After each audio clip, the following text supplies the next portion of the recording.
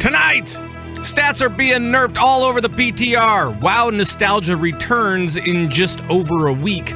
Plus, tons of new stuff to talk about in Heroes and Hearthstone and Overwatch and whatever game you're playing. This is the Battlenet News.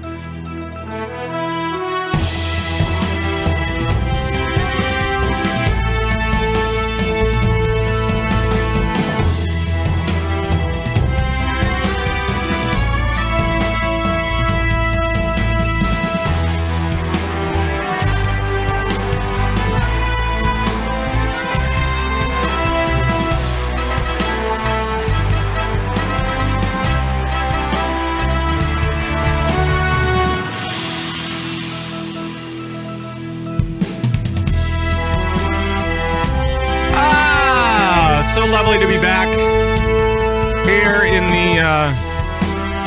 the Battlenet News broadcast bunker back in Minneapolis. Today is December 6th, 2016, and it is now 10:15 in the PM, starting just on time, I think, as according to John. Thank you guys so much for joining us from all around the Blizzard universe. My name is Pat Crane, your host of the show, and as always, the players are here. We have one new player that you guys don't really see all that much. But let's get to one of the guys, one of the regulars from the Met podcast and the Payload podcast over at blizzpro.com. It's John Horstmann. Hey, John. I'm a regular. Yeah. That's the nicest thing Pat has ever said to me. You are a regular on this show. I didn't say you were regular. I said you're a regular. So... You know, I'm regular, about twice a week, 6 days a week. So okay. Twice a day, 6 days a week. Pretty good. Pretty regular. You're far from normal, however. And yeah. From Tauren Think Tank and her new podcast, Slaying Demons. And she's also around the Signals Media Studios every once in a while. It's Jules Scott. Hey, Jules. Hey, like every day I'm around, but who's counting? Right, right. Well, welcome to the show. Way too much. Thank you. It's been like ages, though I feel like I am part of the show every week because I'm involved with helping you write the notes every week. Yeah. So it's cool to actually be talking about the stuff we've been writing. And doing all the things, and we also raid together, and so, I mean, you know, it's just like we spend a lot of time together. It's kind of weird. We do. It's kind of weird talking to you now. Can I give the listeners a little insight here on something? So, here, listeners, check this out. Do you want to know how I know when Jules has done the show notes versus when Pat has done the show notes? Uh-oh. When Jules does them, we get them on time. Oh, that's boy. Yeah. That's all I'm saying. Yeah. That's right. Dork of the week. Yeah. Oh, that wasn't loud enough. Hold on. Dork of the week. I think that's for me. So, yeah. Okay, for you, I was going to say. No, for me. For me. All right. That's fine. I'll allow it. Guys, welcome. And welcome out there as well. Hi. As is the standard of what we do here on the show, I think we need to talk about what's been going on. And Jules, since you don't get on the show much at all, why don't you go first? What have you been up to? What's been going on? What's this new podcast that you've been doing for a little bit, Slaying Demons? What's that one? That one is new and it's fun. I've been doing this since September, I want to say, I think, with Jocelyn Moffat from The Angry Chicken and Nevermore, who is new to podcasting, but also a dear friend.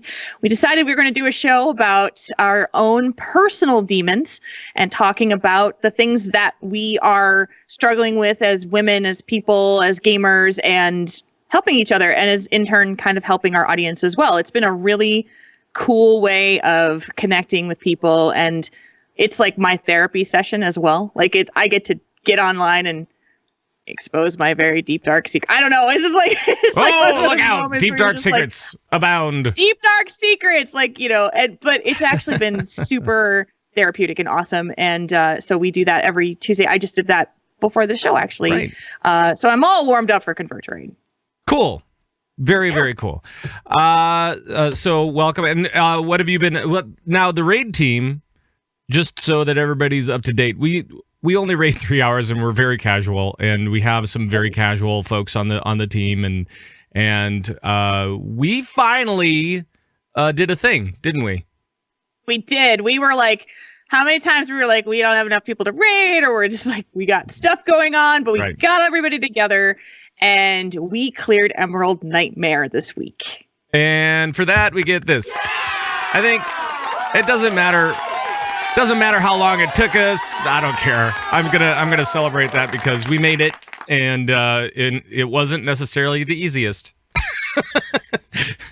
So there. And it wasn't the boss mechanics. It wasn't the boss mechanics that were necessarily getting us. It was all the people and stuff. So, yes, had to take some time off for all the celebrations going on around and all that kind of stuff. So, it was fun. We are super casual though, and it's okay because at 3 hours a week we can actually knock out a 7 boss raid. Get it done and figure it out. I was pretty happy with it. So, yeah. Now we have to decide what we're going to do next, like tomorrow, right? Yeah. We haven't even done that yet. Right. Nope, we haven't. John, what's been going on in your world? Oh, quite a bit. We've been in full Mean Streets of Gadget Sand mode with the new expansion launching, and it's been a great expansion. So we've had a lot of fun talking about those new decks coming out. We actually had Sam Benson, who is one of the biggest names in fireside gatherings. That's a really weird way to put that. Let me explain. So in Hearthstone, there's in Hearthstone there's something called fireside gatherings where you can set up your own kind of little get together to play Hearthstone. It doesn't have to be a tournament, but usually accompanies a tournament. And Sam Benson has done some amazing tournaments. And so we had him on the show to talk about, or fireside gatherings. We had him on the show to talk about what it takes to set up your own fireside gatherings and, kind of best practices. So we also had that. It was just a ton of fun. And then I managed to also get platinum in Overwatch this week. So that was pretty great. Wow. Congratulations. So Here. I'll give you that. Hey. Sure. Why not? Pat's in a good mood. We got 3 big round of applause before the 15-minute mark. I am a benevolent host. Yeah. And then I'm also very excited. I'm going to be featured on Tauren Think Tank on Thursday. Oh, really? I'm very excited. Well, really? A story of mine is, I believe. Really? Yes. Yes. That story comes from our drinking and swearing night. And inspired one of our discussion tell us one thing questions. So I don't know. Should I tell this story on the show? I should. All right. Okay. Spoil it for everybody who's going to be listening to Tauren Think Tank later. Yes, absolutely. Yeah. It's in 2 days. You'll forget anyway. All right. What's up? Drinking and Swearing is our Friday night gathering of the community to come play games with us. And this week it was Overwatch on Friday. It was fun. We decided to get custom games. We had a really fun time. And John was there, showed up. Hi. He showed up like, about an hour after we started or so? Or were you right there? He's always late. Yeah, give or take. He's always late. Yeah. Fashionably late. Yeah. I like to hear people chant my name when I slide in. He likes to go, hey, gang, and everybody go, hi, John, in unison. Hi, John. John's here. Right. All you hear is a bunch of disconnect noises and people going, what, Mom? Sorry, huh? I'm coming. Pizza's here. All right. Pizza. My dog just threw up on the homework and there's laundry to do. Yep. That's it. That's it. So John makes his grand appearance and is greeted by his adoring throngs of friends and says, hey, Jules, we're on the same team. And he's on May and I'm on Mercy. And he says, Jules, hey, Jules, did you hear about this Easter egg that they found on the Reddit forums? Reddit was what you said? And I'm like, no, what do you mean? He goes, okay, you got to come over to this corner, right? Okay, got to stand right here, right? In this corner, right? You're standing in the corner? You good? And I'm like, yeah, what's the Easter egg? And the countdown for us to exit, because we were on attack mode, goes 3, 2, 1. He throws up his ice wall and blocks me in. Nice. And everybody just dies. Yep.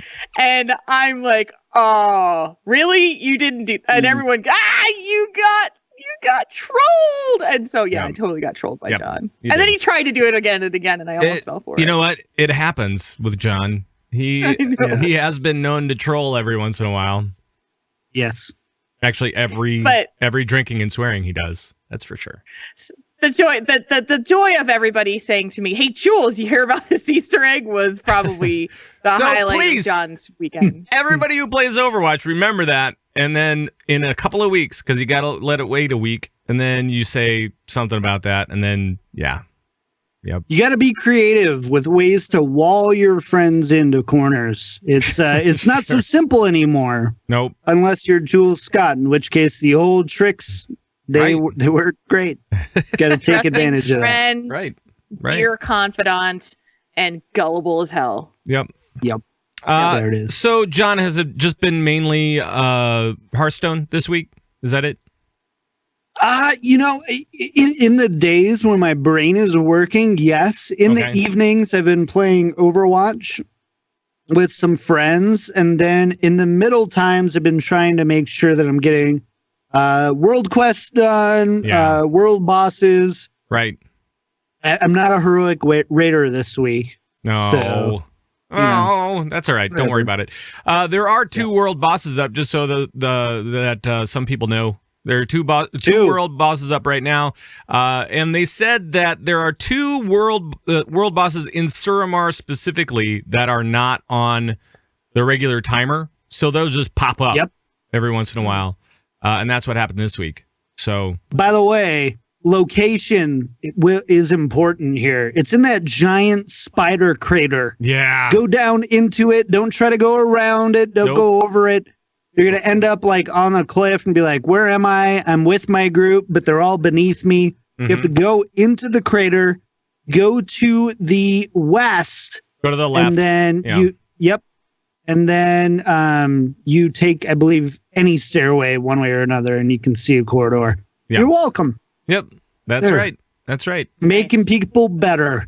That's what we do here on Convert to Raids. Battlenet News. I actually did that on my druid today. I leveled my druid up to 110, and for that I get a big applause, and then I'm gonna cut it off because it's not that big of a deal. That's a really good mood, guys. So it's gonna be a good show. So I leveled up my druid to 110, and because so here's the deal.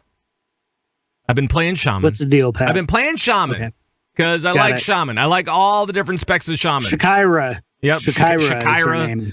Or Shakira. That's Shakira. Shakira is the Shaman. And so I've been having fun with the Shaman, right? It's just when it comes to raiding and when it comes to my play style and stuff like that, I'm not so sure that Shaman is the best for me. And so I'm thinking about going back to the Druid. Is it because there's more than 3 buttons? No, there's actually more buttons with Druid, I think. Touche. So I'm pretty sure there are. If they're not, I don't really know. You're doing it wrong. I hit a lot of buttons during all of my raid nights, so it should be okay. Yeah. But I decided to try out Druid and see if I like that better, if I like the playstyle better. And, I haven't played it since the end of Warlords, and I hadn't forgotten a thing. I mean, I picked it up and just everything was back to normal. So now I'm leveling up, like trying to get riding a fell bike. Yes. Sorry. There's no such thing as a fell. It's hold on a sec, John. Dork of the week. That's for you. That's for you. There's only been 2 weeks where I haven't gotten that. By the way, Gul'dan doesn't have a mount. He has a fell bike. It's got training wheels on the side and little sprites. So let the suffering commence. Thank you, Gul'dan. Bunch of dorks. Let's. What else was I gonna say? I don't even know. Oh, Hey, I wanted to just bring this up real quick before we get into the show. This weekend we had a little mini Minnesota meetup. I want to say thank you to everybody. Jules, you were there, but thanks to everybody who showed up and hung out with us and had a good time. We had like 50. It was snowing that day, or actually it had the night before. So we had 15 to 20 folks, and some people couldn't make it because of travel conditions or their car broke down or whatever. And so. But it was nice to see everybody. And we got to meet the Heroes of Fitness that we were talking about last week with Gizmo. Very nice people over there. So Nicole and Tim are the best, man. That was so cool, and I'm so happy they were able to make it out. It was great. So just a little update, and now we go into the news. There we go. So there is a thing. And Jules, maybe I'll throw it to you. Secondary stats in 7.1.5 on the PTR. We're talking PTR stuff here, folks. So it's not live game, it's PTR. Secondary PTR, practically the real thing. Nope, that's not what it stands for. That's not what it stands for. No, it doesn't. That's okay. It doesn't. All right. But the secondary stats are getting nerfed. Mm-hmm. Correct? So across the board. What's going on? Let us know. So, okay, this started out as a forum post on the PTR forums talking about distaste for the choice that Blizzard has made to nerf all the secondary stats.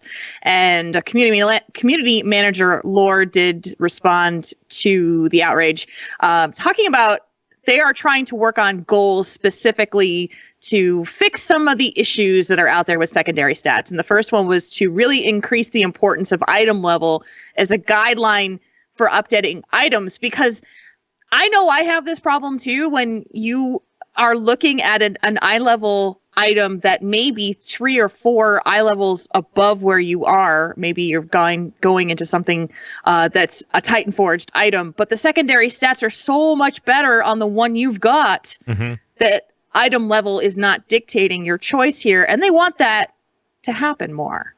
So that's why these secondary stats are being brought down as they are. Right. But they are like, they're okay with the small item upgrades being a tougher choice for you, but some specs, they're saying some specs are passing up like 15 plus item level increases for gear in favor of getting better secondary stats. That's broken. It's me. 20 item level? 20. I had a 460 chest drop, and I did not equip it in favor of my 440 chest with or some massive, awesome haste. 860. Yeah. 400. 460 was like 460. A couple of expansions ago. I don't know. Yeah, I had that happen too. So I mean, it's where you're really looking for one stat over everything else, and now they're saying, well, that shouldn't be the case. And there are real problems with that though, because some people are talking about, I need this stat to help my regen of my resource, whatever that may be. So I need that to help me with my regen. I need that to help me with whatever, to move through my rotation. My whole thing is screwed. My rotation's screwed up. It's not so much that the damage is better or worse or whatever, but it's that resources get thrown off and blah. So it's kind of a thing. And that's what you were talking about, John? Yeah, I mean, that's the hard part of this. Is it's not necessarily that what they're doing is inherently bad. It's not that, oh no, I need my secondary stats because, I want to be more powerful or something like that. It's my class does not feel good if I can't hit a certain haste breakpoint as a Shadow Priest. And by nerfing that, you're just making it more difficult. And like in the case of Shadow Priests, I think especially they were talking about on the forums, the case of like Shadow Priests, I believe Fury Warriors were one. I know they were one of the 3 DKs that nobody plays anymore. And it was a joke, DKs. Earl, Earl, back away from the keyboard. Right. It was a joke.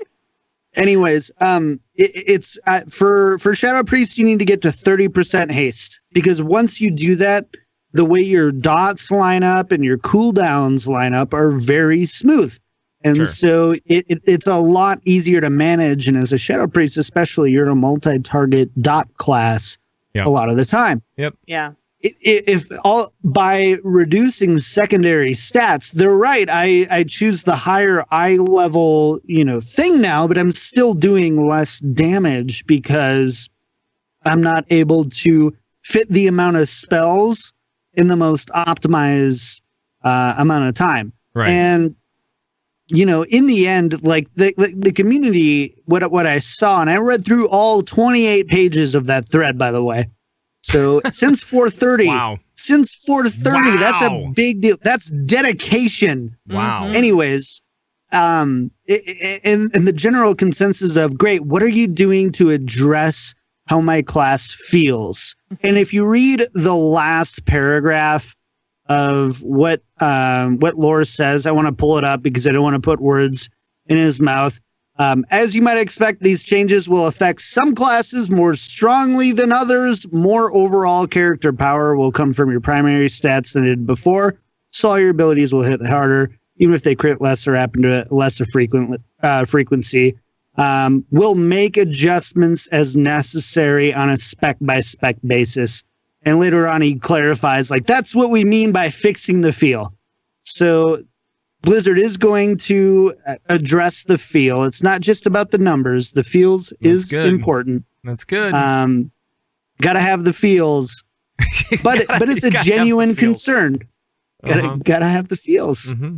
I love Shadow Priest because how it feels. I've never been on the top of damage since 4.3. So it's all about the feels for me. Yeah, and I think that the outcry here is coming that it's a blanket nerf through every single class, every single spec, that it doesn't feel like there's care and attention being given to the outlying cases, the things that, because not every class and every spec function the same way with the same stats, right? So they're sitting there saying, why are you doing this in a, big old chop versus tweaking as necessary? But the other part of this process for their goals is to improve rings and necks, which are based on secondary stats. Yeah. That's all they are. Right. So they're trying to improve the vitality of those as well. So I can see it, but that's 2 slots.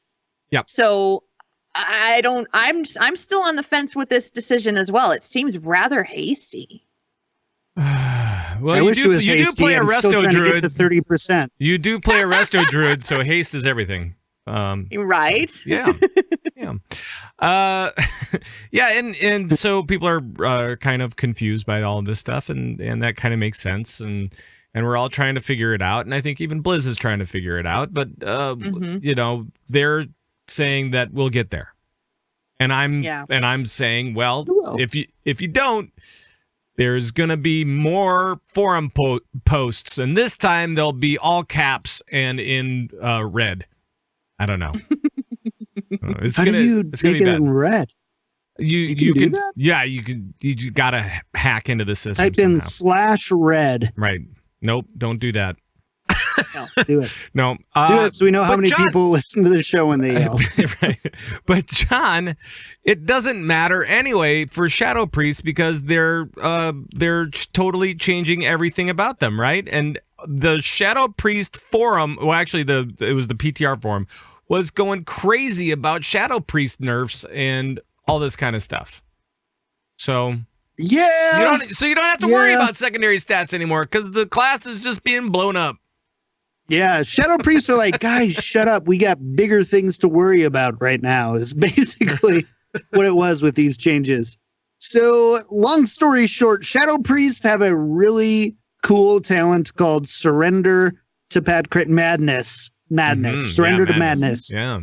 And essentially how it works is this. It's a cooldown. It's on a 10-minute cooldown, but basically when you go into this form, Shadow Priests have something called Insanity, which is a resource bar that you basically, it's like a timer, and the longer you're in Insanity, the void form, as long as as long as you're in void form, it gets those insanity that starts to decrease faster. The more spells you cast that generate insanity is like the goal is you try to stay in that void form for as long as possible when doing that. And they made a pretty major change where, long story short, they the bar graph, we'll just say it was like at a 45-degree angle, and now your insanity generation is a little bit less of an angle. We'll say like 40 degrees, whatever. Not super important, but so you're staying with me. What that means is in this surrender to madness mode, you when you're in it, you're generating an insane amount of insanity. You're doing a ton of damage. You're doing well over 100%, or you're doing 100% haste at this point. You're casting twice as often as anybody else. And if you look at World of Logs and other things, Shadow Priests are doing pretty well. I was really excited to never get the gear to be able to do that. But, they've been very powerful with that surrender to madness, so much so that it's the default talent. Now, the cool thing about surrender to madness is after you use it, once you go out of void form, you just die. You're just dead, which is really cool. Like, you physically die and you cannot be resurrected. You have to walk back. That is one of the parts of surrender to madness. It's a really neat talent, but it became the default pick and it became really overpowered. So they reduced the slant a little bit. What that means is people who aren't as good at Shadow Priest, you actually stay in it a little bit longer. But people who are, at the top 10 percentile of Shadow Priest, it's a really heavy nerf, and it actually makes other tiers of talents viable. And of course, there's a lot of people who are upset, not because you reduced my damage, this is a big nerf. Blizzard has already said, hey, we actually think it's going to help a lot of Shadow Priests, John, and make them better. Sure. But there are some people who are going to negatively be affected, and it's going to be the top end of that. And then again, it came back to, the feel. What about the feel? And that's something I think that raiders all too often say to Blizzard when they're not getting their way is, it's really easy. It's really easy to say, these numbers are wrong. And Blizzards are like, nope, you're wrong. Here it is. But instead, if you go, hey, my spec isn't fun, or it doesn't feel good. Right. It's worked in the past to where people have been able to get what they want. Mm-hmm. And so that's kind of what's been going on. It has been a pretty heavy nerf for Shadow Priest overall, reducing that generation. Sure. It has been a point of frustration for Shadow Priest because the rotation does not feel the same. And they made a lot of changes.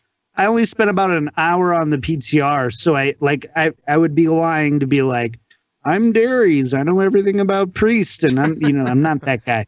But I do know enough from my friends who do play it at the top level, is that it feels weird right now. It doesn't feel balanced, and it's already on the practically the real thing realms. No, so people are panicking. That's not what it means. People are panic. PTR, practically the real thing. Right. All one word. Real thing. But I think that every time that we have big class changes on the PTR, we see this where people respond with either some kind of numbers that they ran through some computer somewhere, or like you were saying, the feel is wrong. And Blizzard has talked about those theoretical numbers and everything like that, and saying, well, they're not always right. They're not always good. However, if the feel's wrong, then I think that's something else. So I don't know. Speaking of feeling wrong, there's another thing. I'll be right back. No, there's another thing. There's another thing that people are not feeling great about. So last week we talked about the legendaries, and we've gotten some responses back from folks that wanted to kind of basically mirror what we were talking about last week with the top raiders and all that kind of stuff.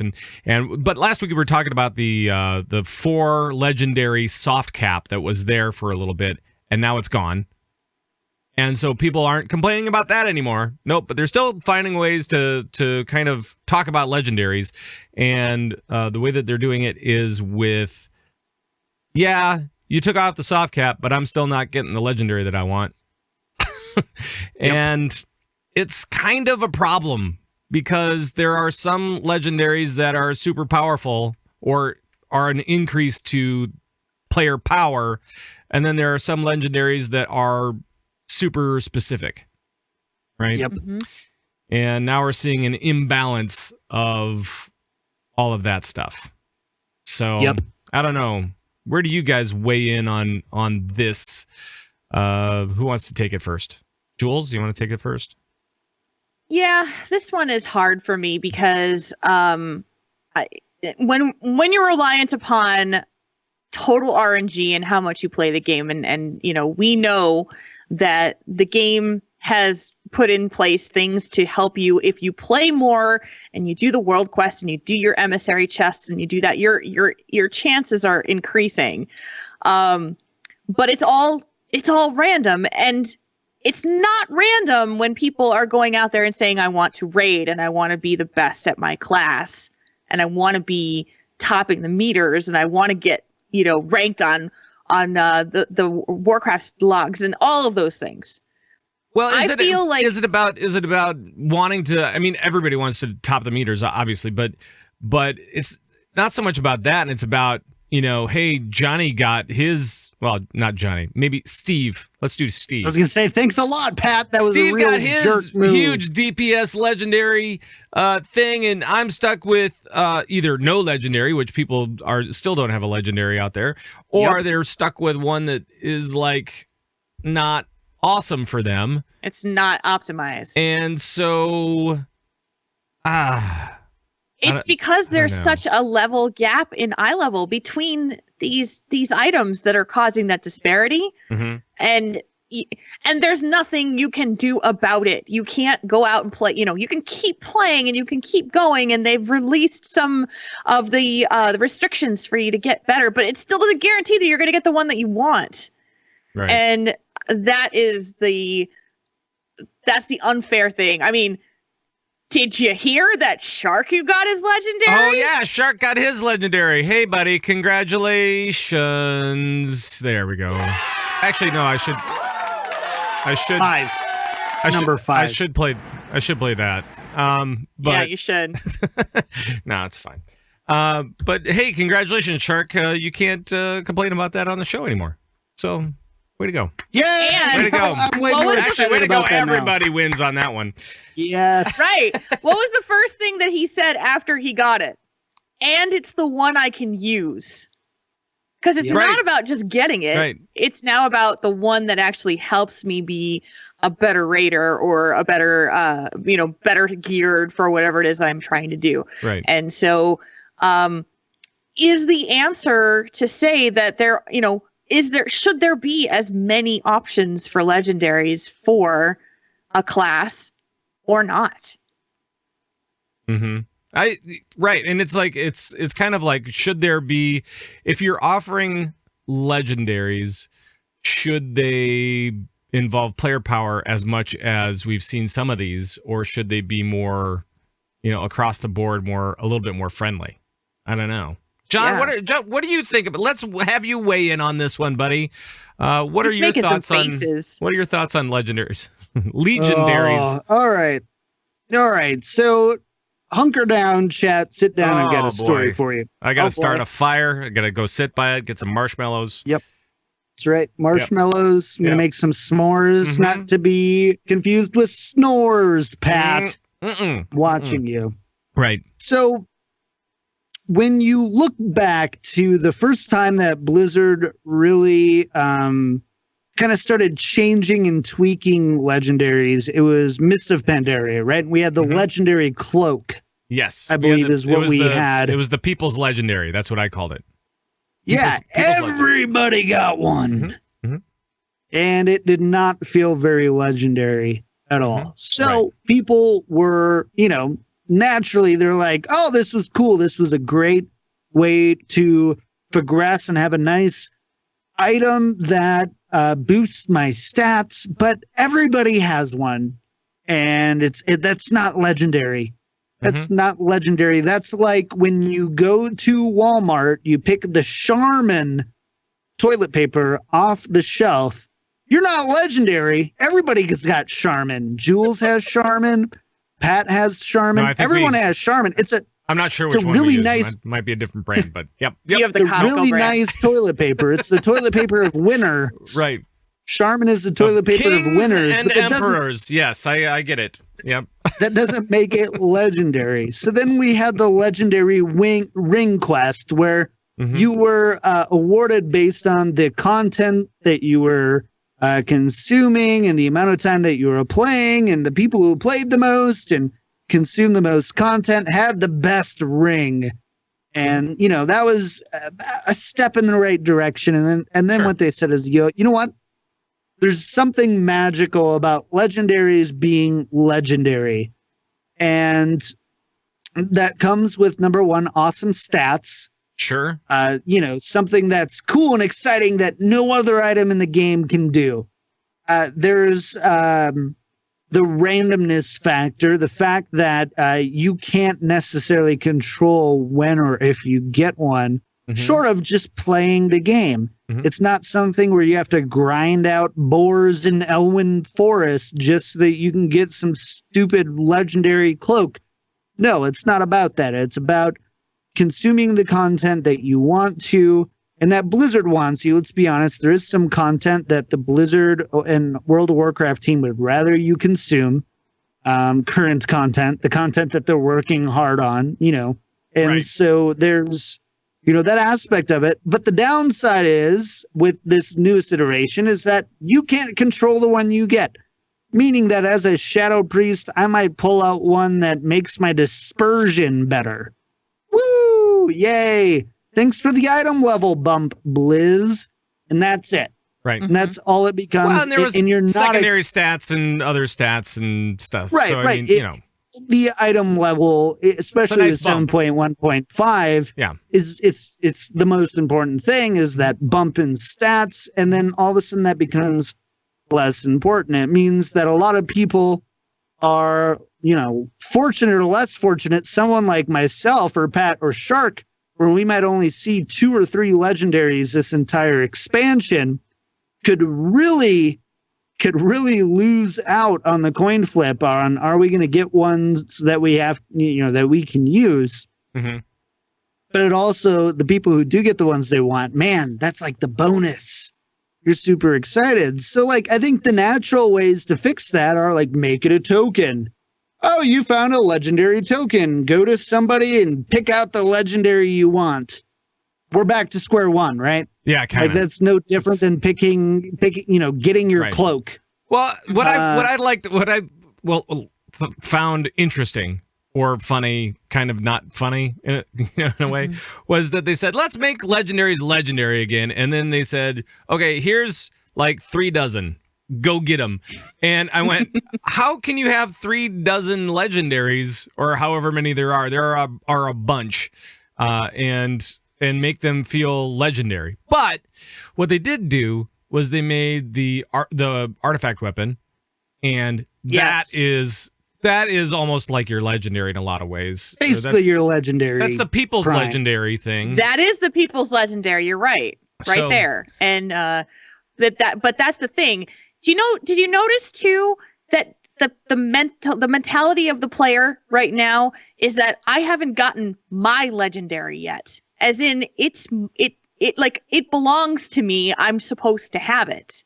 Right. Versus the way it used to be with legendaries before Mists of Pandaria is you were just you were the luckiest SOB in the world if you happen to get that 0.3% chance on the drop of the mythic or the heroic boss at the time. Right. Did you just say Thunder Fury, Blessed Blade of the Windseeker? Mm-hmm. She did. I did not. She did. Oh, she I'm totally pretty sure did. You did. She You did. Totally did. She totally did. So true. But you know what I mean? Is like now we feel like it's a possessive of ours. I haven't gotten my legendary yet. Have you gotten your legendary yet, Jules? Yes, I have boots. Are they good for you? They are. They actually dropped out of an emissary chest. Nice. And that was pretty cool. But that was the thing where it was like I really do notice that people use that word "my" when they refer to it because it is something that's now expected that every player should have. Hold on just a tick. Are you Hold on a saying ticking. Are you saying that gamers can feel entitled? What? Yes. This is weird. Never happens. Yes. No, I'm saying it. Never I'm saying happens. Never. By the way, I tried to queue into a normal Emerald Nightmare. Yeah. And I saw multiple groups saying must have a legendary. Really? What? Yep. Oh man. Yep. See, and that's I go, and you're gonna that's get where, brought up on Convert to Raid, and that's where it falls apart. That's where it falls apart, folks. Yep. You know what? Legendaries don't make legends.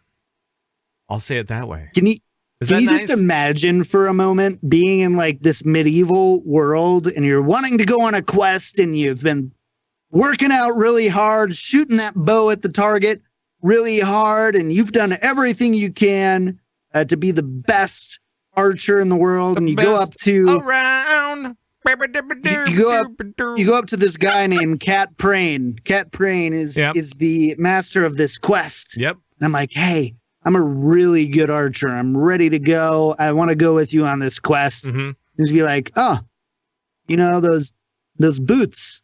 Did your mom buy those for you? Is that it? You know, you might be a great archer there, young man, but those boots, baby, you got to get rid of those before you come rolling with the Pat Crane. Crat pain. You gotta change that up. Mm-hmm. Right. And then, you cry. He's just trying to make sure that everybody else has fun. That's it. That's or something. Crat. Or just want your boots to do cool things. I get it, but come on, there has to be a line. Right. Has to be a line. All right. Anything else on legendaries you guys want to talk about? Because I think I don't have one. You don't have one?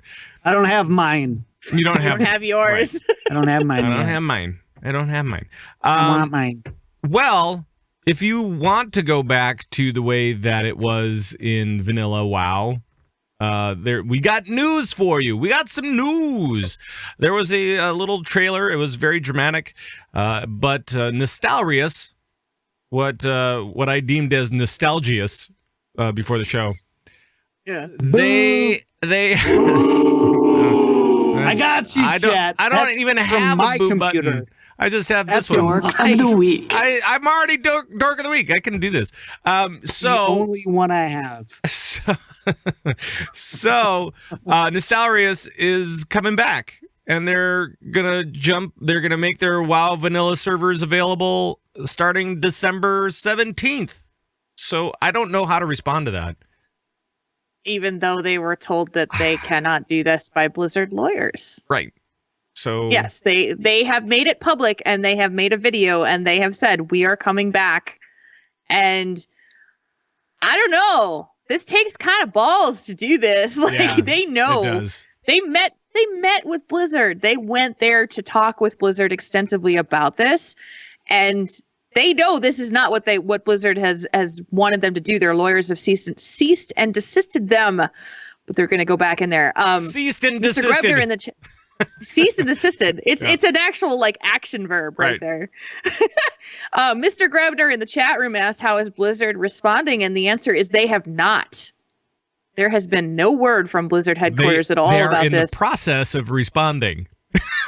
Yes, most likely. That's what's going to happen. So they're waiting for December 17th, and then they will probably do something. But now their lawyers have been told that that they will not be going on vacation for the holidays, and they'll be ceasing and desisting. Yes, Get the paperwork ready, boys. I expect Blizzard, in my mind's eye, I see Blizzard as Mr. Burns unleashing the hounds. Is what just kidding. It's not actually going to happen. So do we know, I have a real legitimate question. Yeah. Do we know that in the talks with Nostalrius, if they, I know nothing, I don't think that anything's been publicly been said that, oh, you can't, we're staying tall on you can't do legacy servers, or on the other side, yes, you can. By all means, go ahead and tell you what, have a page on Battle.net about it or anything. Is there anything about that? Or as far as we know, the last statement was, hey, you can't do that, but let's talk about it. And then the PR statement of, we are really interested and have talked seriously about legacy service. Well, and maybe that's kind of it, is that Blizzard did talk to him, what was it, back in May or June or something like that, about legacy servers, and they went in, initially Blizzard had shut them down. They sent out a letter and shut them down, threatened to sue, and because they need to do it, it's their IP, they have to, and they have reasons why they don't want people to play vanilla WoW.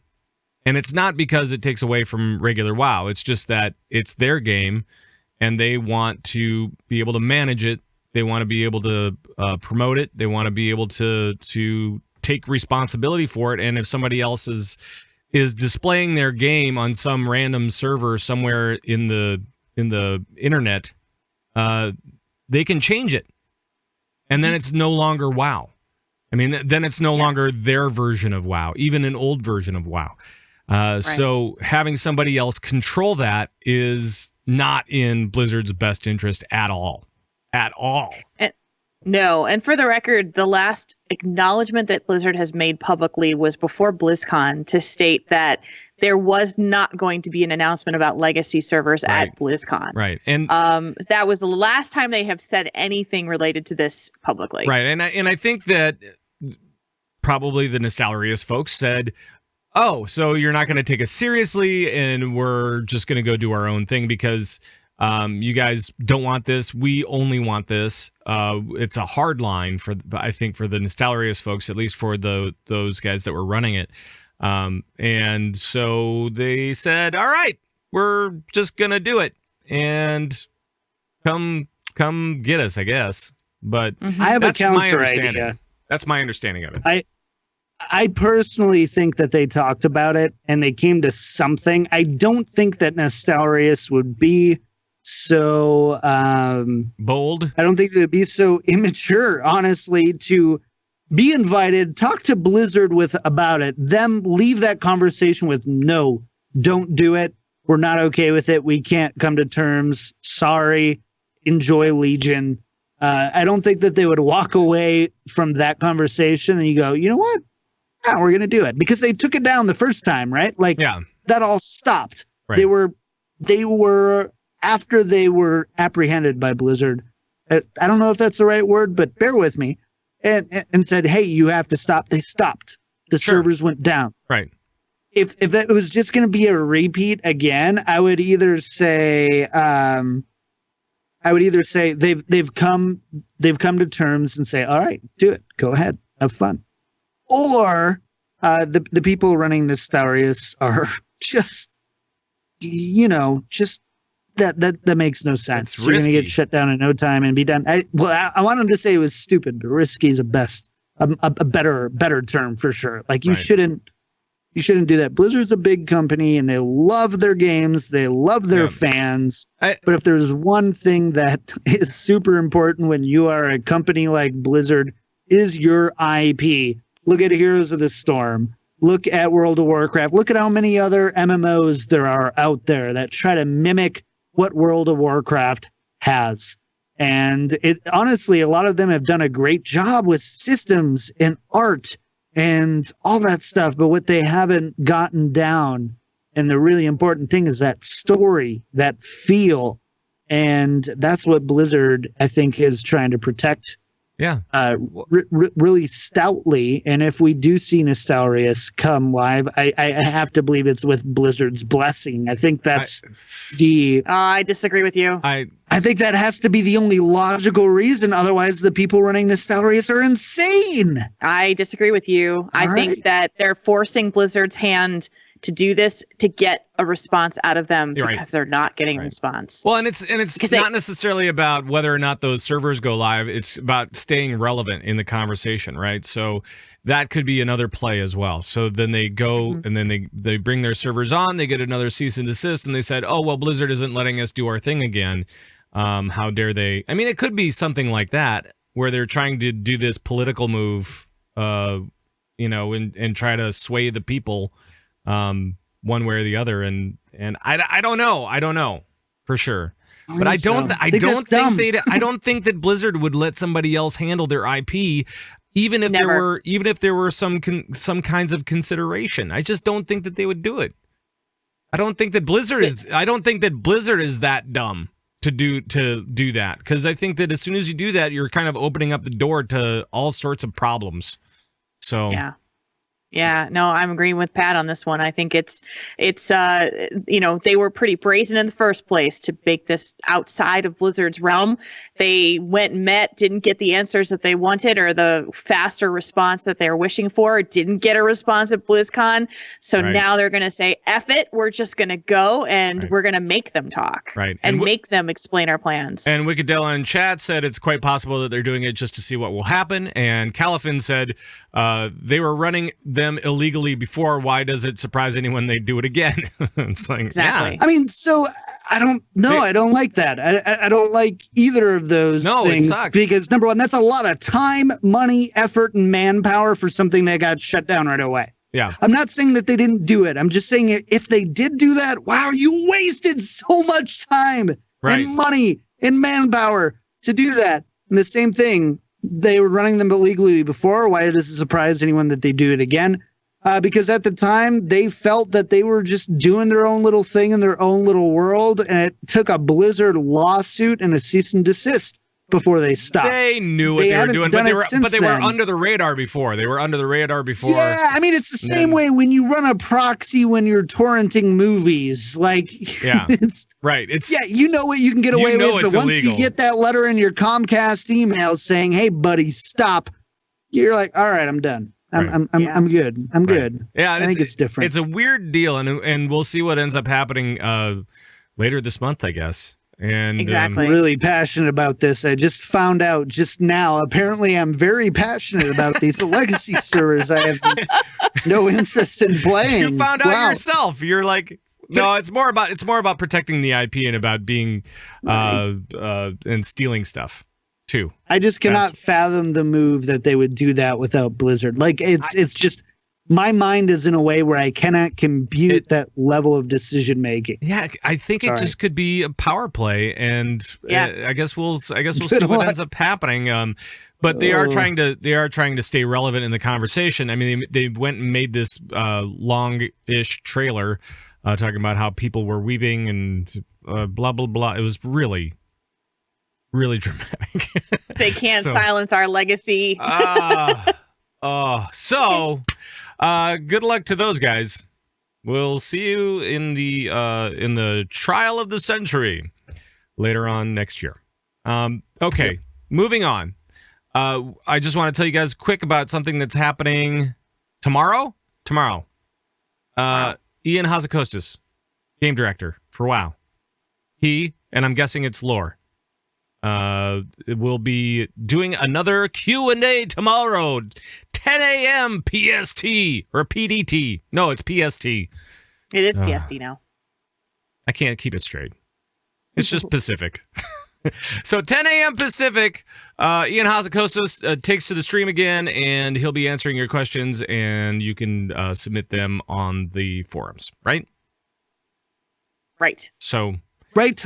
Next week, we will be talking about that. But maybe we should move on to Heroes of the Storm. Let's roll. Jules, you are our Heroes fanatic on the show right now. You watch a lot of the eSports and stuff like that. And on the PTR right now is a fiery Fire Lord, right? The Fire Lord returns in the form of Ragnaros, and he is on the PTR. Yeah. And boy, does he look fun! Oh my gosh! Did you play him at all at BlizzCon? I did not. I didn't get a chance to play him, but I did. I've been watching people stream them, stream right now on the PTR, and the fact that you can take over a fort with this character and be the fort and destroy other heroes as the fort is so cool. Yep. He's also got this lava wave as one of his heroic talents, which will basically just wave from the core down one of the lanes that you want and just destroy everything in its path.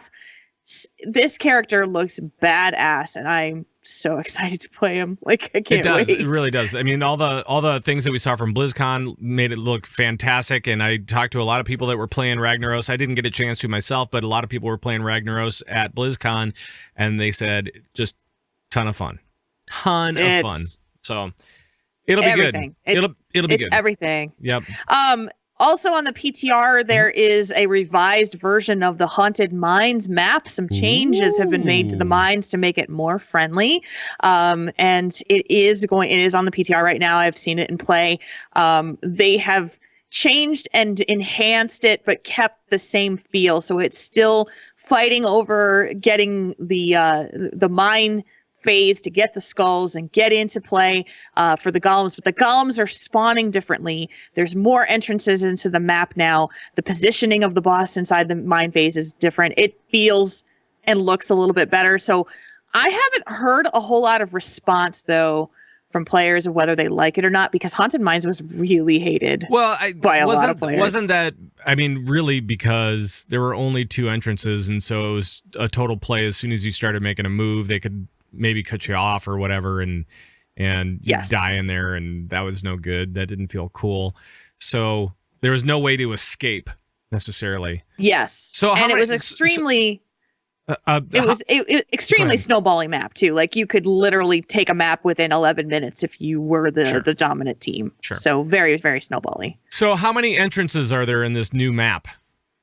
There are 4 now, instead of the 2. So no longer the strategy is to camp the entrance to wait for the opposing team to come in and just annihilate them, because everybody seemed to come from the same direction. Yeah. And so you camp it, kill them, and then snowball and win. Right. 4 entrances means that you don't know where the enemy team is coming from. The boss in the center he used to be at the back of the room. He's now positioned in the center of the room. So coming in from the entrances gives you no advantage anymore in terms of position. So that is really, really cool. I've not been a huge fan of Haunted Mines in the past because of those issues, but I like the functionality of what they've changed. So I'm hoping that it will be better than it was before, and less just a ruffle stomp, which is kind of what it was. Right. So you don't need that. Don't need that. No. Lots of changes on the PTR for balancing, lots of hero changes, talent changes, including a couple of them that were just like, oh my goodness. Chromie is in there in a big way. She's now got her time walking trait, which used to be that she would get her talent levels a level earlier than other players. Right. She now gets them 2 levels earlier. Yeah, because it never seemed like it was enough. It always seemed like it was like one level was not really a thing. So it didn't really matter. Now she gets her heroic at level 8 instead of level 10. Cool. And it's a significant change. I think Chromie's going to be played a whole lot more. Rhaegar's back in play. The changes that they made to Bloodlust as their heroic talent is huge. Now Bloodlust has all effective allies now heal for 30% of the basic attack damage dealt during Bloodlust. So you hit that sucker and start hitting, and now you're healing for as much as you are hitting in 30% of that. That's cool. Amazing. That is huge. I think you said huge. I'm pretty sure you said huge. Please don't say I said that. I think you did. You said China too. I think you did. Did I say? I think you did. I thought I said Taiwan. You said huge. Anything else on going on the PTR? Because Yes, big change to competitive mode. Hero League. You used to be able to queue with 2 players maximum on ranked mode when you were doing single, ranked mode. You could go as a duo. No more. Now you can. You will only be able to queue for ranked mode in single player combat. Wow. But in Team League, it has been changed significantly so that you can queue as 2, 3, or 4, or a full team of 5. Huh. So that's a big change that they're trying out for season 3, which is starting, I think, next week. Cool. And actually, when the PTR comes out, should be the big changes that happen.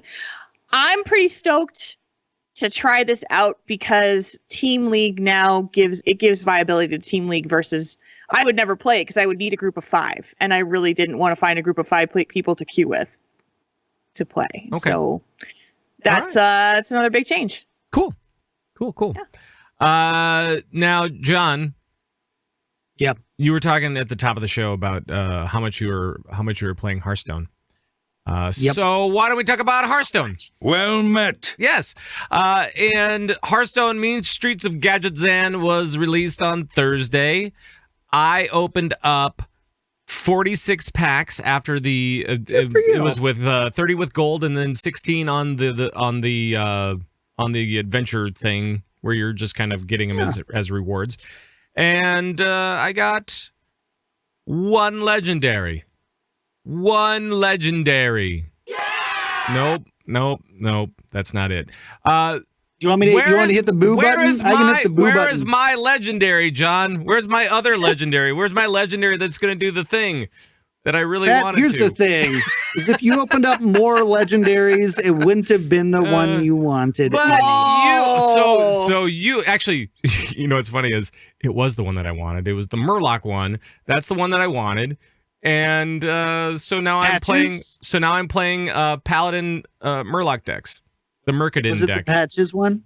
The one that pulls out of your deck when you play a pirate? Yes. No, it's the Murloc one where if it's a 2/4 Murloc and when it attacks and kills another thing, it'll drag 2 Murlocs onto the board. Oh, gotcha. The other the unnamed Murloc deck or card that I can't remember I can't name remember of. that one either. So got it. But that one's pretty cool. Paladin Murloc deck is in. So I bet. Yep, it's a good one. It sounds great. Well, it's an aggro deck, right? So it's like as long as you can get in and get out, you're fine. It's perfect for the kind of player I am, which is horrible. So right. Yep, verified. Right. So I just want to get in, get out, win my stuff, and let's go on. But so what are your thoughts? How many packs did you open up, first of all? Pat, we don't need to talk about that now. How many legendaries did you get? Because guess. So guess how many packs I opened first. I think I know this. I think it was over 100.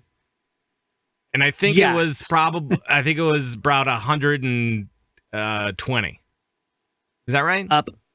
150. Up. 180. Up. Is it over 200? Oh, easily. Oh, jeez.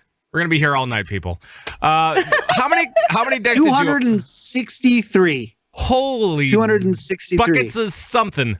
What is? I only paid for 100. Wow. For the record. Wow. I only paid for 100. Wow. That's a lot of packs. That's still a lot of packs. That's that's a lot of packs. Oof. It's yep. Mr. Gripper agrees with you in chat room. Except one. All of them except for one. Well, that's good. Yep. So, and I think Finja, the ninja, the one that you got, is the one that I don't have. Yes, Finja. It's a good one. So did pretty good. I had a lot of gold saved up. So there's a few things going on for those of you who play Hearthstone. First and foremost, when Mean Streets of Gadgetzan launched on Thursday, there was an issue with the pack openings, and this was pretty interesting. Basically, the tri-class cards, so the class that you had the Grimy Goons, Jade Lotus, or Cabal cards, were bugged to where they were showing up about 3 times as often as they should have. Right. So people panicked. some people on Twitter, the unwise people, I would call them, said, don't open your packs. Wait, don't do it. Just sit, wait, don't touch anything. It's broken. I was gone, so I didn't get to open my packs. But I'm like, no, do it. Blizzard will find a way to make it right, make it good. You're going to come out at the very least even, if not ahead. And so within 4 hours, they had this bug fixed.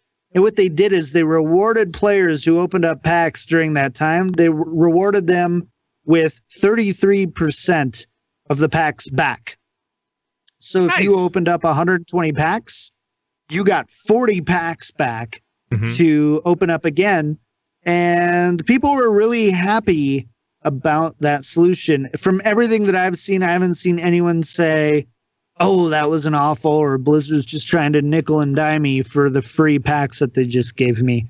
So nobody said that, at least. Right. So that was interesting. I mean, they're trying to make good on something, and they're saying, well, yeah, we get it. We understand what's going on, so we'll just give you a bunch of packs, and we're sorry. So after that had happened, then the mean streets of gadgets and cards were just thrown up all over the ladder. It was insane. You were seeing the weirdest, stupidest decks that you have ever seen in your entire life, and it was glorious. Like the Paladin Murloc deck. That's probably one of the decks that you ran into. Stupidest decks out there ever. Yep.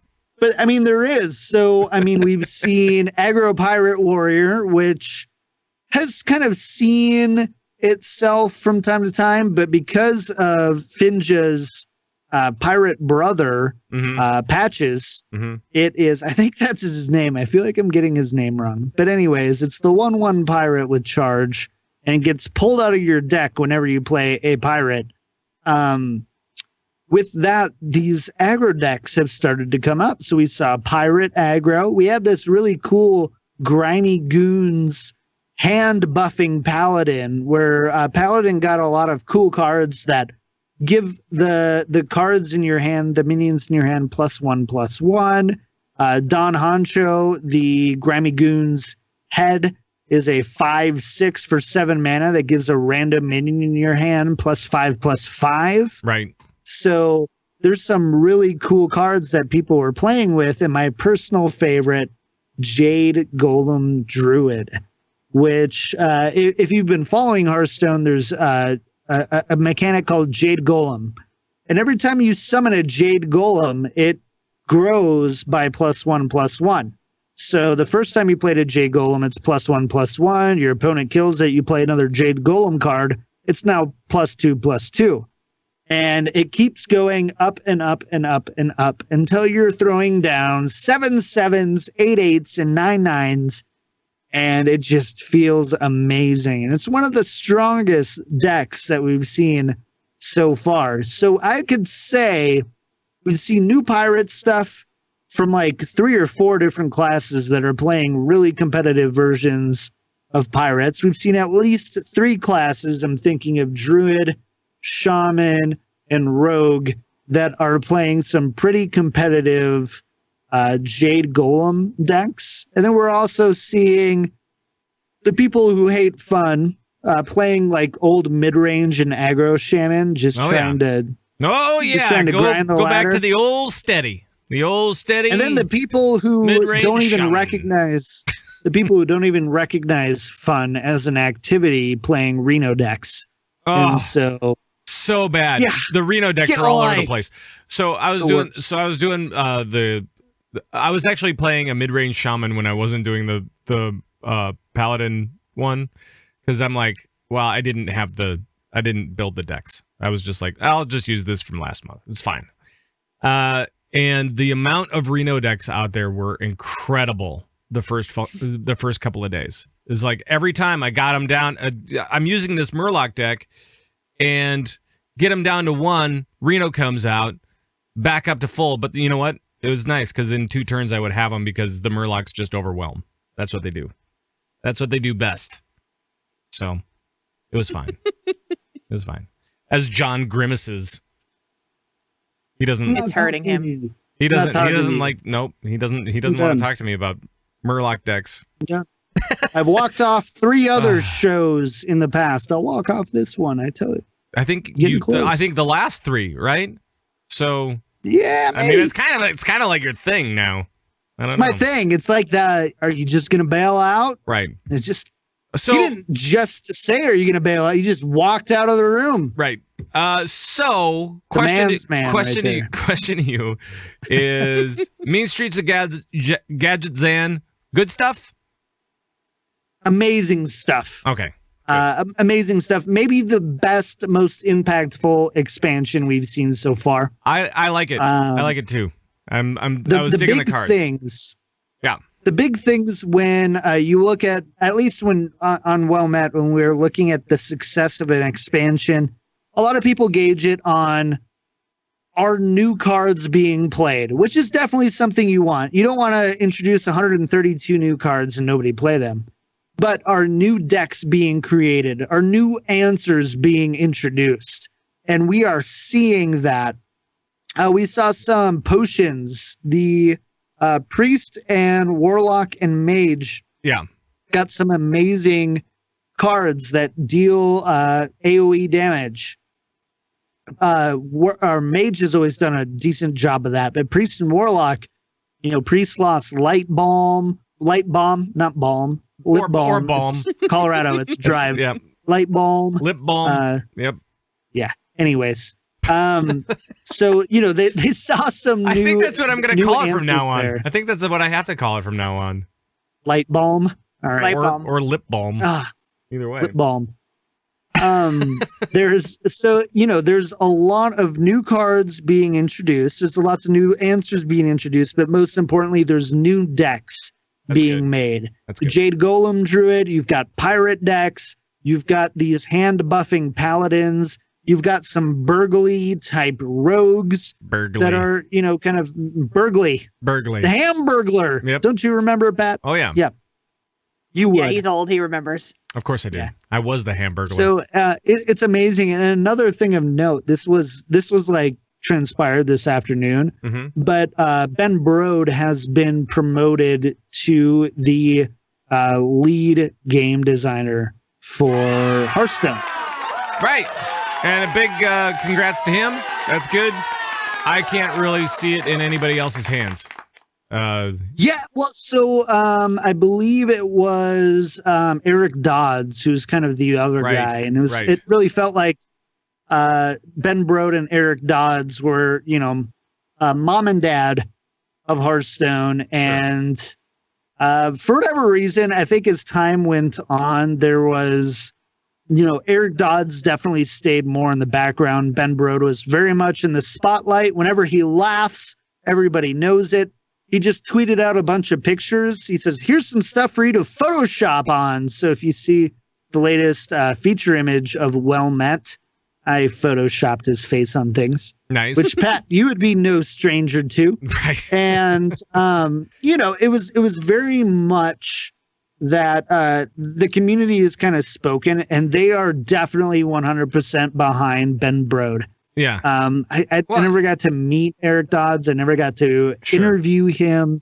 So I don't want to say like, oh, Eric Dodds didn't get it, wasn't a part of it, blah, blah, blah, blah. Like a lot of people are. I'm not going to do that. Mm-hmm. But for me, I know what I do know of Ben Brode is he's been incredibly gracious to all sorts of people in the community. He's been all about fun. People like he's one of the guys you can't hate. Right. He's just you can't hate him. Well, and it's the same way. It's the same way with like Ian Hazzikostas when he was announced as the new game director after Tom Chilton left.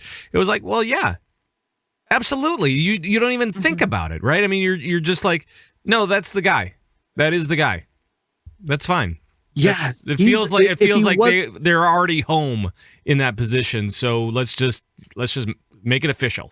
That's all we're doing. He wasn't the leader. He was absolutely the face of Hearthstone. Right. Although Yang Wu has been amazing. And the voice. Oh my gosh.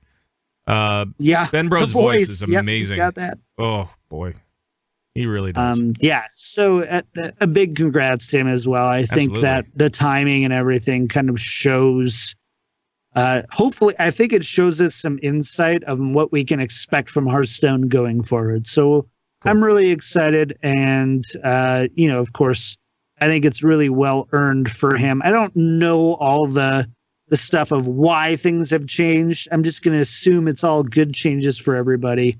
Sure. And congratulate Ben on an amazing promotion and inheriting an amazing game that he's worked very hard on, cultivating an amazing community to be the number 3 most popular title on Twitch, the most popular, and you could argue popularizing the digital collectible card game. And, one of the first games that came out and $1 million worth of prizes last year, $2 million in 2017. Wow. That's cool. That's right. That's awesome. Could buy myself a new microphone with that money, Pat. At least one. At least one. At least one. I will take 9, please.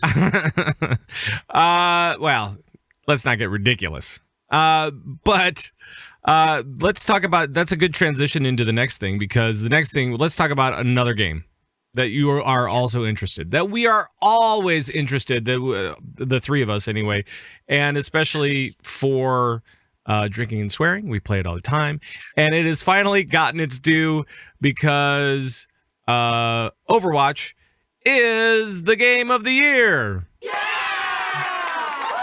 7. Well, and it was number 7 this week. And it was also best game direction, best multiplayer game, best eSports game. It won all the awards, as far as I'm concerned, at the Game Awards on Thursday. So congratulations to Overwatch for all the awards and accolades. And they kind of swept it, didn't they, Jules? They totally did. And who was actually surprised, because that game has been a juggernaut since it came out in May. It's Junkrat. It's only Junkrat. He's the reason why this whole thing is amazing. Yeah, dipstick. No. Mm-hmm. Yep. No. That's Tracer. right. Tracer, man. That's right. Tracer. It's not Tracer. It's not Tracer. Made John leave again. It's rubbish. Yeah, that's what it is. Yeah, John left again. Great. Perfect. Made John leave again. He always leaves. It's fine. He'll be fine. But yeah, so it won all the awards, and it's been good to see them kind of be cheered on. Oh, John's back. Hi, John. Hi, John. He left for a little bit. I'm not going to tolerate another statement like that again. I'm just saying.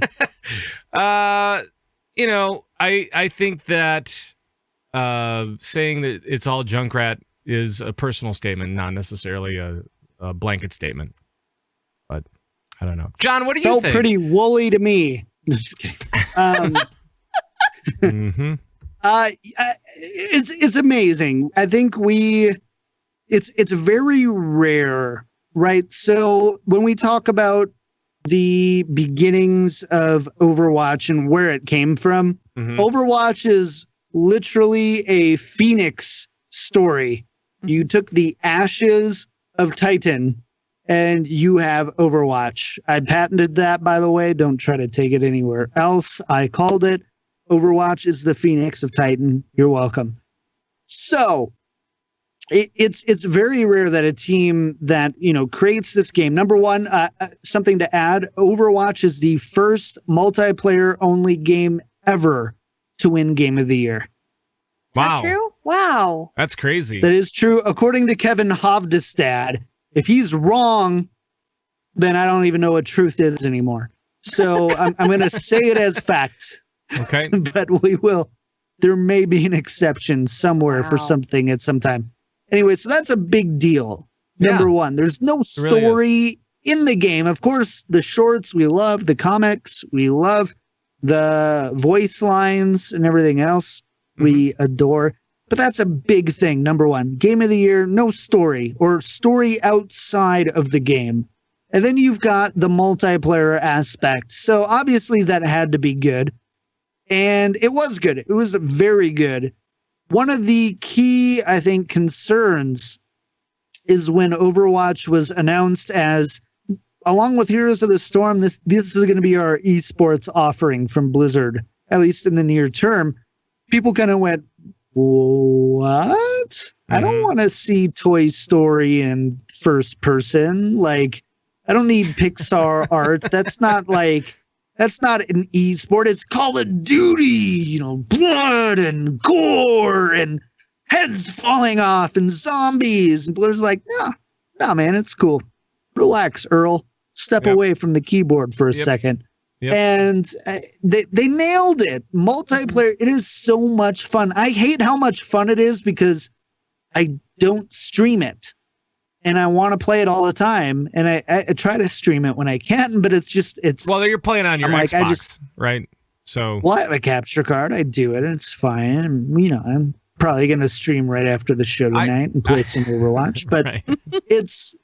It's a very rare and special thing when a company can do what Blizzard did, and the fact that the community of gaming recognizes it so unanimously. I still to this day, I've never had a game where I go, hey, try out this game. Play it on the free weekend with me this week. Fun. And you look at that, like, let's be honest a little bit. The art style of Overwatch is different than any other serious first-person shooter you've ever played. Well, right? I don't know. I don't know about that. I mean, it's reminiscent of TF2. You got Team Fortress 2, it's sure, reminiscent of that. It didn't capture. It didn't capture like the worlds and the environments and stuff like that, and so it wasn't really okay. I'll give you TF2. Anyways. But I've never had a game where people were so instantly hooked. Right. Not just on the game, but I want to know more. Like I said, Katie is about $1,100 in the hole right now because of Overwatch. Between the Xbox, the headphones, and the loot boxes. Sure. That's a car. That's a old beaten down 200,000 miles on it car, but that's a car that goes nowhere, but it's a car. It's a car. Right. Yeah, it's a car that doesn't get gold medals for eliminations and a sweet. She bought basically whatever the heck the payload Halloween thing is. Skin. That's what she bought. Yep. The floaty payload. Right? Yep, the floaty payload. Mm-hmm. Yeah. That's it. Yep. That's what we're going to change the name of our podcast to, by the way. The floaty payload? I like it. The floaty payload. Yep. That's actually a bowel movement. Okay. Well, it went there. All right. Just delivered the payload, guys. Mm-hmm. The floaty payload.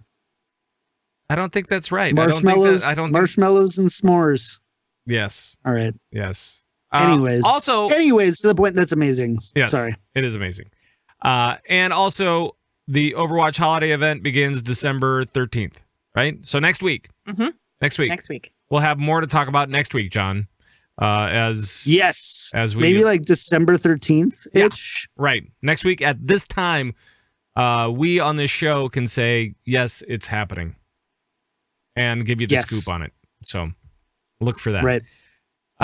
Anything else for Gizmo and Tadva next week? Anything else for Overwatch at all? I think that's about it. There's the MLG thing in Las Vegas coming up really soon, like this weekend, I think. Okay. Would be it. MLG? Oh man, now I'm in a doubt. Yes, I believe, or next weekend. Looks like next weekend. Okay. Yeah.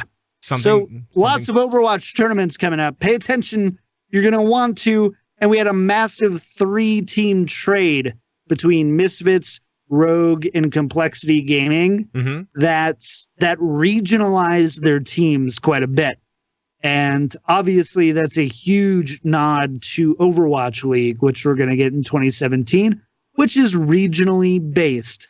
So there was an article posted by Hollywood Gaming, I believe it was, where they got the initial scoop on it. And in it, everyone was super excited. Like, this is a 3-way trade that worked out for everyone. They emphasized the teamwork that they were going for, as well as the fact that everyone spoke the same language.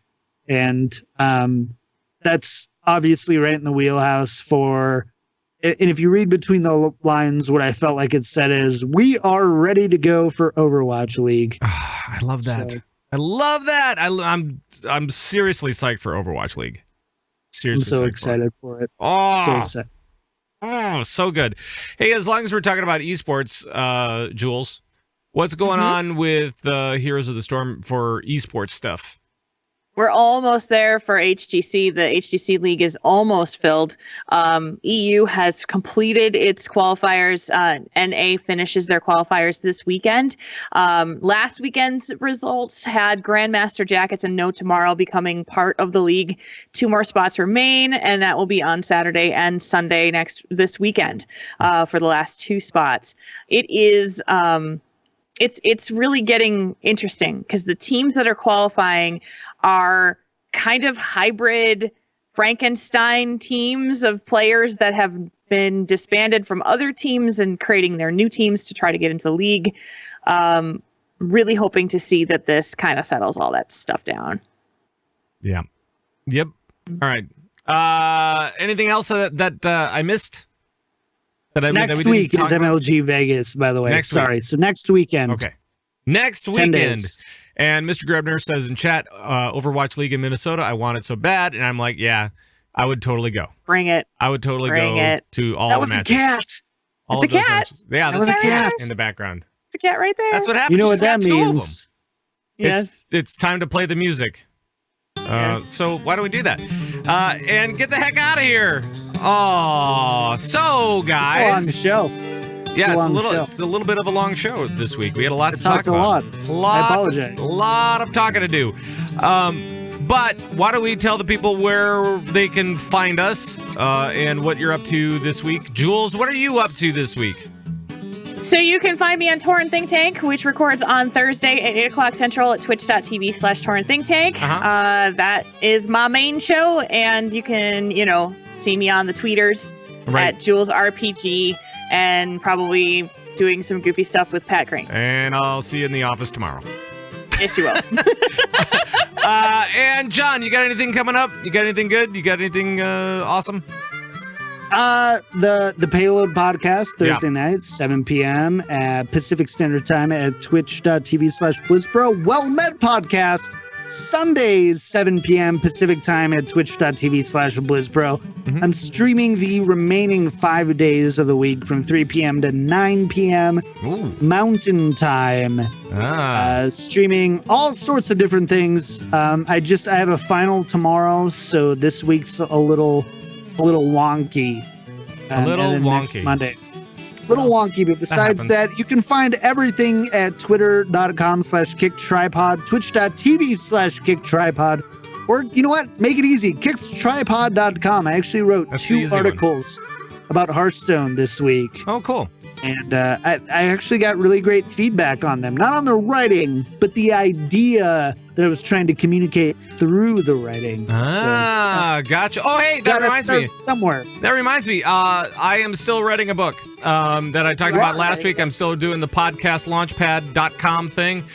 So if you guys are interested in podcasting, want to get started in podcasting, you could be a part of the pilot program, and I will feed you this information as I write it and hand it off to you for edits and such. And feedback. And just for free information. So you can get that through podcastlaunchpad.com. Just sign up over there and we can get you into the program, no problem. Other than that, go follow me over at Pat Crane on Twitter. And that's with a K. Pat Crane, not Twitter. Just let you know. Twitter with a K. Twitter with a K. No, not that. And for all the show stuff, let's do that. Yes. You can follow us on Twitter at ConvertToRaid for the show. You can, email us at converttoraid@gmail.com. You can go to converttoraid.com and get all the Discordy type of things. Leave comments and questions on our raid line, 612-787-RAID. That's 612-787-7243. And you can join the Bazubu Guabo Nation. Go over to converttoraid.com. That's where everything is. Show downloads, the forums, the videos, the audios, the guild stuff, the store. Don't forget, I think we're having a sale again this week, Jules. Is that right? Yeah, currently $14 t-shirts. Go get them. Woohoo! Or stir. And I am wearing the You Are Not Repaired shirt right now. See? Doesn't it look fantastic?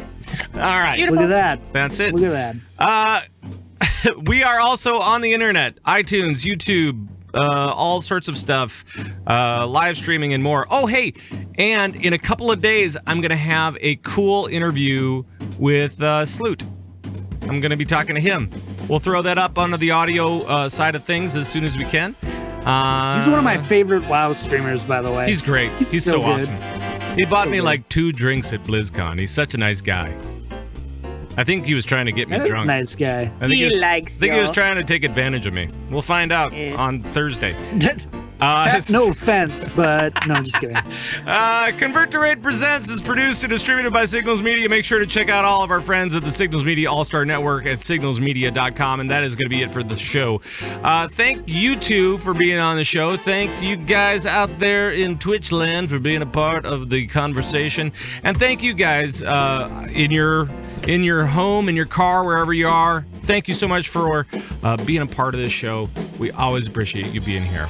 For all the folks at Convert to Raid, bye-bye, everybody. Bye-bye. Hey, Jules, check out this cool Easter egg over here in the corner. Where? Come on over. Where? How? It's great. Boy. Just stay right there. Where? Anyone Right want here? a popsicle? Mm-hmm.